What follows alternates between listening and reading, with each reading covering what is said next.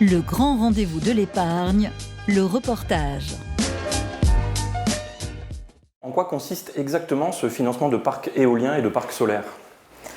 Via l'Endosphère, l'épargnant peut choisir des projets pour investir soit en dette, soit en actions dans des centrales solaires ou des parcs éoliens. Notre métier, c'est de sélectionner des projets qui sont solides, qui sont en phase de construction, en phase de développement, dans lesquels les particuliers vont pouvoir investir à partir de 50 € et jusqu'à des montants fixés par collecte. Ils vont pouvoir investir donc soit en dette, devenir les banquiers des projets avec des émissions obligataires, donc sous forme d'obligations, soit en actions et devenir actionnaire des projets, prendre des parts du capital des parcs éoliens ou des centrales solaires. Les durées des investissements sont comprises entre 2 et 6 ans en fonction des projets et le remboursement est soit amortissable pour le capital, soit in fine. Donc s'il est amortissable, une partie du capital sera remboursée à chaque échéance, soit de façon trimestrielle, semestrielle ou annuelle, et s'il est in fine, le capital sera remboursé à la fin des 2 à 6 ans de la durée du prêt. Et les modalités sont fixées projet par projet, donc chaque projet a ses propres modalités définies contractuellement en amont par l'Endosphère et les porteurs de projets, donc les sociétés qui développent les projets éoliens ou les centrales solaires. Et les investisseurs, les épargnants peuvent donc choisir de façon très précise et individuelle les projets dans lesquels ils souhaitent investir en fonction des modalités négociées en amont. Que ce soit en action ou en obligation, à quel rendement moyen faut-il s'attendre avec cet investissement ? Le rendement moyen proposé sur l'Endosphère est de 5,05%. Ces rendements sont assez stables puisqu'on est sur un secteur mature, le secteur des énergies renouvelables, des entreprises solides, des filiales de grands groupes comme EDF Renouvelables ou des PME, ETI solides comme Valorem par exemple, et des projets qui bénéficient d'un contrat d'achat par EDF obligation d'achat sur 15-20 ans de la durée d'exploitation. Donc une très belle visibilité sur le temps long à la fois au niveau des entreprises qui portent les projets et des projets en tant que tels. D'où ce taux qui est assez stable, puisque sur l'Endosphère, la fourchette annuelle de rendement est comprise entre 4,89 et 5,15%. Par contre, les fourchettes de taux proposées par projet, elles vont être entre 4 et 7%, avec par exemple des taux bonifiés pour les riverains des projets. Justement, la plupart de ces projets sont réservés aux riverains des parcs éoliens et solaires. Comment ça fonctionne ? Est-ce que je peux vraiment y accéder librement à ces projets ? Sur l'Endosphère, il y a 2 natures de projets. Effectivement, les projets qui sont soit réservés localement aux riverains des projets, et là ça répond à une attente du territoire et des collectivités sur lesquelles s'implantent ces projets, de vouloir investir dans le parc éolien ou la centrale solaire qui va être construite sur le territoire. Et c'est une logique d'appropriation locale et de partage des retombées économiques sur le terrain pour les riverains et les collectivités. Donc on a 60% des projets présentés qui sont réservés géographiquement, 40% qui sont ouverts à tous. Les projets ouverts à tous vont plutôt répondre à une attente de financement. On vient couvrir un besoin de financement qui peut aller jusqu'à 8 millions d'euros aujourd'hui, qui est notre maximum réglementaire, soit pour les sociétés, soit pour les projets en tant que tels. Et les projets ouverts à tous représentent 40% des projets, mais 65% des volumes ouverts au financement participatif sur l'Endosphère. Donc la majorité des possibilités, des opportunités d'investissement sont sur des projets ouverts à tous. Avec la crise sanitaire et les différents confinements, est-ce qu'il y a eu des retards, voire des défauts sur certains projets ?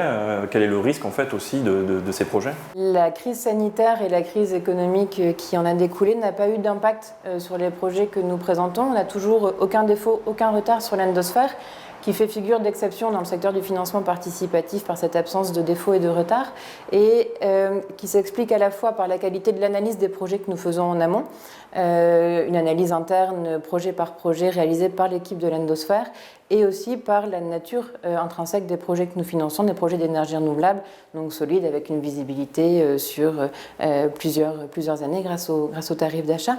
La seule conséquence de la crise de l'année dernière a été quelques reports de lancement de collecte, mais liés à des reports de chantier ou à quelques aléas de réorganisation qu'a connu le pays, mais en aucun cas des défauts ou des retards ni sur les projets, ni sur les sociétés qui portent ces projets. C'est un secteur qui est essentiel, donc qui n'a pas connu de baisse d'activité et qui au contraire va connaître une belle croissance dans les années et dans les décennies qui viennent, puisqu'il vient répondre de façon évidente à la transition énergétique que nous devons conduire et aux objectifs européens et nationaux en matière de mix énergétique et de développement des énergies renouvelables. Donc c'est un secteur qui est promis à une belle croissance. que le financement participatif vient accompagner de façon quasi systématique aujourd'hui, puisque les porteurs de projets souhaitent aujourd'hui que ces projets se développent le plus harmonieusement possible sur les territoires, associer les riverains, et également ça vient répondre à une motivation de sens de la part d'investisseurs professionnels plus avertis qui constituent aujourd'hui une partie croissante de notre base d'investisseurs. Voilà Laure Verhaeghe, la cofondatrice et directrice générale de l'Indosphère, leader du financement participatif de centrales solaires et éoliennes. Bonne question, hein, Julien, c'est vrai, est-ce qu'il n'y a pas eu des défauts? Parce qu'on aurait pu s'attendre après une année difficile. Il faut quand même construire les parcs, donc ça peut être compliqué, mais c'est presque un produit vert miracle, hein, parce que pour l'instant, c'est vraiment immunisé. Attention, produit miracle quand même, on va être... mais bon, c'est pas mal, et puis comme vous le dites... 5-6 ans de développement quand même, hein, pour tous ces financements verts. Pour l'instant, bon. Et derrière, effectivement, l'électricité est achetée par EDF, qui est quand même bon. C'est plutôt voilà, solide. il y a des garanties. Enfin, on reste toujours sur ce même système, rachat garanti pendant 20 ans.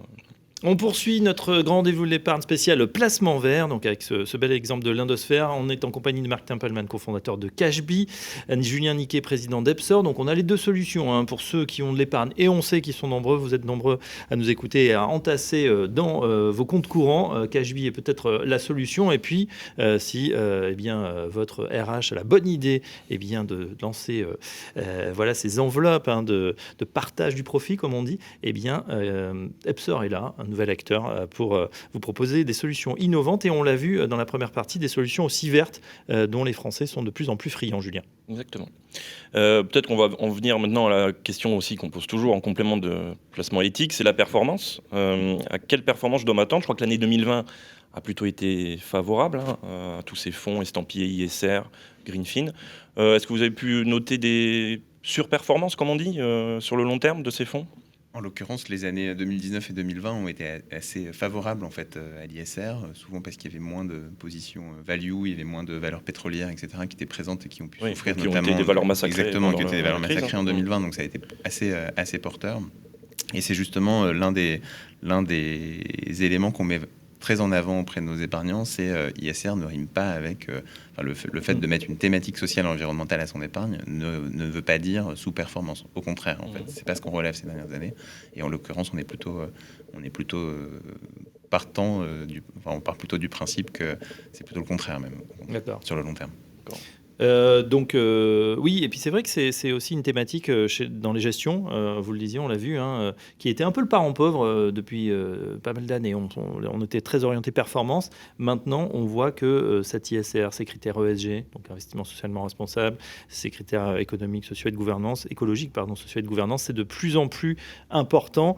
Oui, il n'y a plus de sous-performance, il y a même une vraie surperformance, donc on l'a vu en 2020. Est-ce que finalement, ça serait un support anti-crise, Marc Tempelman? Quel est votre avis là-dessus?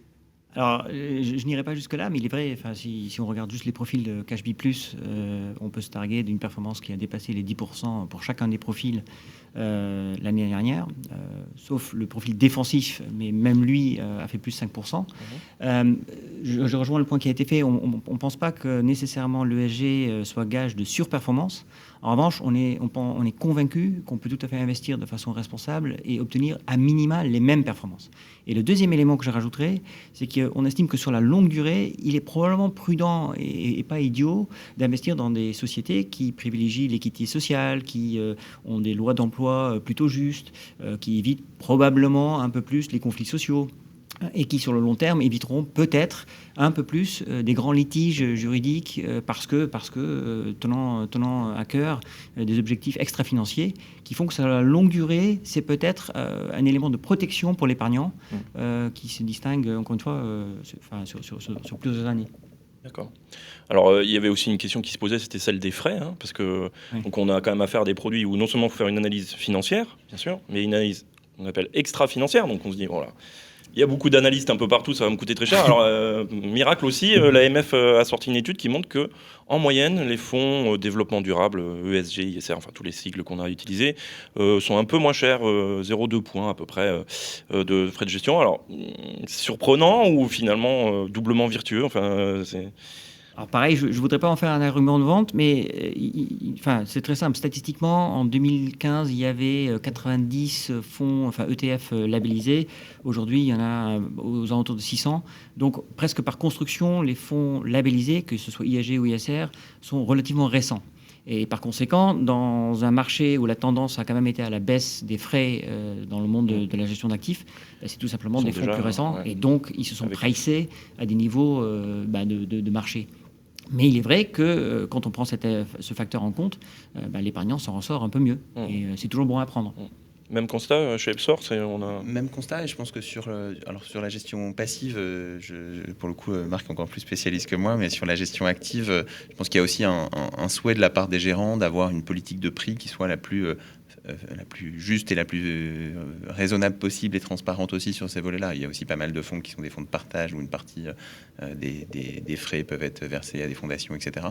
Donc je pense qu'il y a aussi une politique, une philosophie intrinsèquement différente de la part de certains gérants de fonds ISR. Ce n'est pas le cas de tous. On a aussi une très forte croissance des fonds ISR en gestion active.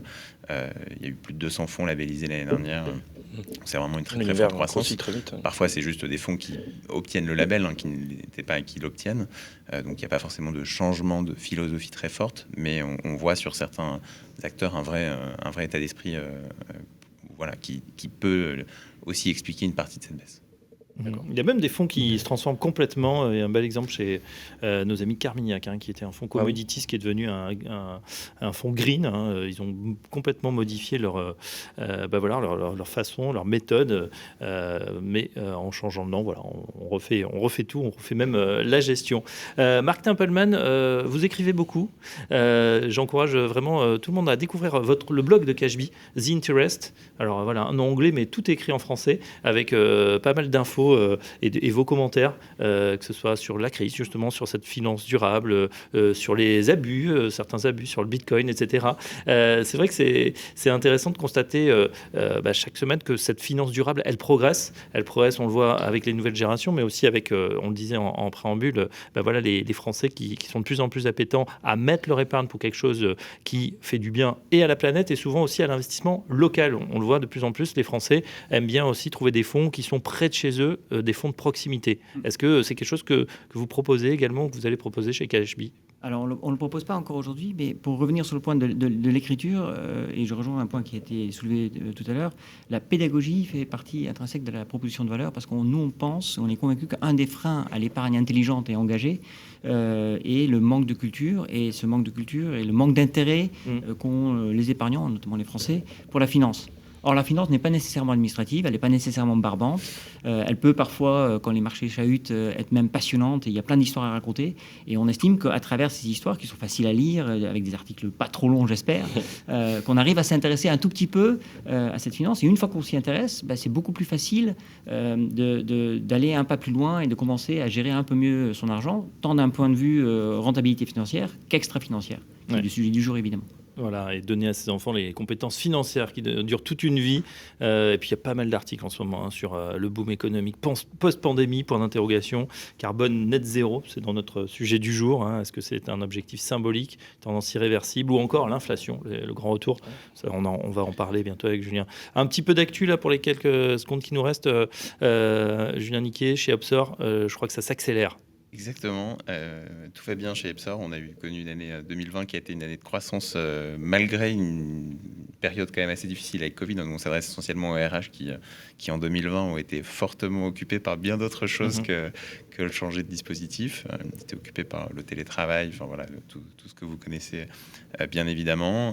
Mais du coup, on a connu une forte accélération et on a la chance d'accueillir des nouveaux investisseurs, puisque Gaïa Capital, qui est très orienté justement sur les sujets d'impact et les sujets de responsabilité sociale et environnementale, vient de l'idée un tour de table chez nous de 20 millions d'euros qui nous permet de relancer une nouvelle phase de croissance pour Epsor qui s'annonce et verte et particulièrement importante. Et voilà, et ça en plus c'est un peu intéressant, alors bravo, félicitations, ça va accélérer la croissance, mais en plus je pense que ça sera justement une variable et que ça sera peut-être un prérequis chez les VC, les investisseurs, d'avoir cette plus que justement une patte verte, vraiment un écosystème qui encourage à cette épargne responsable en tout cas.